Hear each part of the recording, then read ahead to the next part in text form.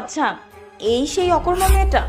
শোন, তুই যদি ওই দিন ঘুষটা ঠিক মতো দিয়ে দিতি, তাহলে আজকে তোর এত বাজে অবস্থা হতো না। তোকে এই দিনটা অ্যাটলিস্ট দেখতে হতো না।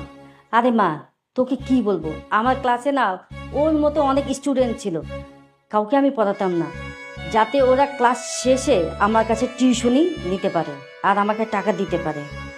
ও খুব জেদি ছিল, আমার ক্লাস তো দূরের কথা, আমার কাছে টিউশনিও নিত না।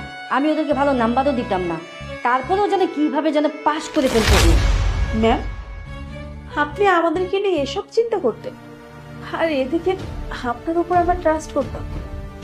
ভালোই হয়েছে, তুই সঠিক সময়ে সঠিক কথাটা জানতে পেরেছিস। এই, তুই বসের কেবিনে কি করছিস? আরে আর কি করবে, এই কেবিনটা পরিষ্কার পরিচ্ছন্ন করার জন্য আসছে। হাসান হয়তো ওকে পাঠিয়েছে এই কেবিনটা পরিষ্কার করার জন্য। প্রমোশনের পরে তো এই কেবিনটা হাসানেরই হয়ে যাবে, তাই না? আচ্ছা, তুমি কি এখানে